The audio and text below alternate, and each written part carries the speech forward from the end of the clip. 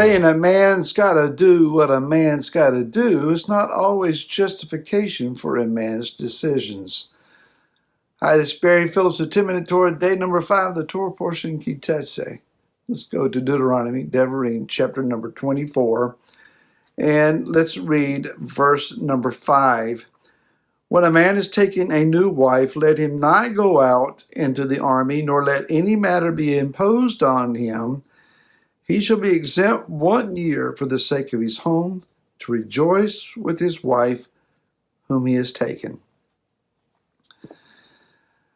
So, a newlywed husband walking up to his wife and saying, man's just got to do what a man's got to do. Everyone else is joining the army. War is on. Baby, I got to go.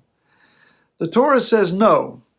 You are exempt for at least the first year of your marriage. A lot of reasons for this. Number one, of course, is that if he takes off and goes into battle, then he may very well lose his life before he has a chance to raise up a subsequent generation after himself in order to carry on his lineage and his inheritance, his family name. Furthermore, knowing that war is often a long and protracted issue, he may not have a wife or a home to come home to if he's gone long enough. In the American Civil War, here it's called the War of the Northern Invasion, Virginia-born general for the Confederacy, Stonewall Jackson, Thomas Stonewall Jackson, and addressing his troops said, "We are here to fight for our home and our hearth." The issues that are commonly portrayed as the reasons for that particular war were not necessarily known to the men that were fighting on the battlefield in that day. Historians have a way of coloring history to their own discretions. And so for many a Southern man, the reason that they stood shoulder to shoulder and both offered and received close-range musket fire was that they were defending their homes. They, in their minds, were being invaded from an army to the north whose intention was to come and destroy them and take away their country. Personally, I had a great-great-grandfather who fought along with 6 of my great-great brothers-in-law to him, and they fought for Virginia in the Confederate Army. My grandfather left a wife and at least 4 children, the youngest of which was my 2-month-old great-grandfather, with his wife in a mountain environment to sow seed in the ground, bring in the crops, take care of the livestock, chop the wood, carry the water, and do all the things that were necessary while nursing a 2-month-old baby and harsh elements to go fight. So the idea that he went out was to defend his home and hearth. War may seem legitimate in the initial enthusiasm, the initial nationalism and pride that takes place.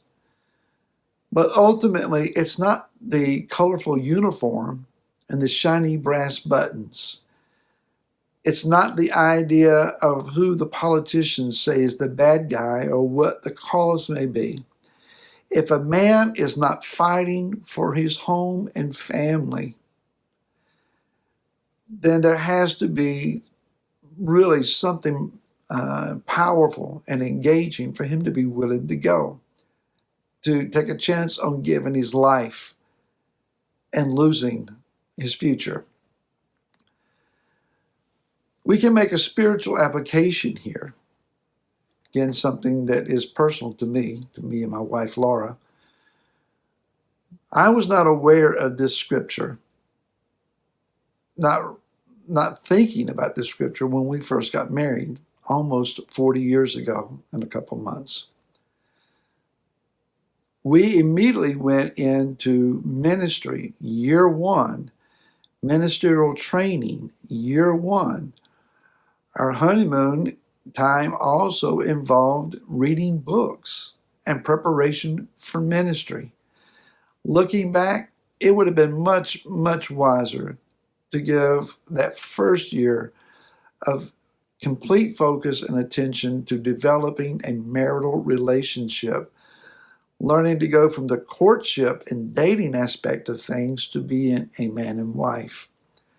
Looking back, that is one of the biggest regrets that I have in my past, is that we did not make that decision. I wish I had known this issue, this scripture, then. I have a brother.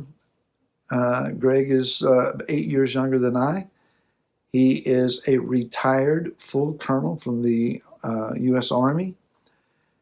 When he was deployed on several occasions and then returning home, he and his wife would ask, give us some time before everyone in the family comes to visit.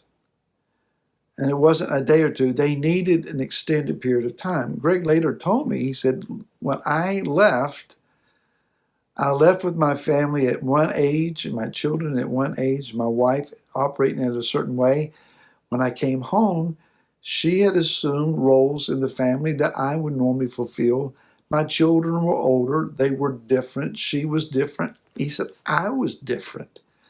And so every time that he had to come home after deployment, it was a new family in almost all respects, trying to figure out who they were at that point and how to pick up their pieces and remold their home to become something agreeable and functional again.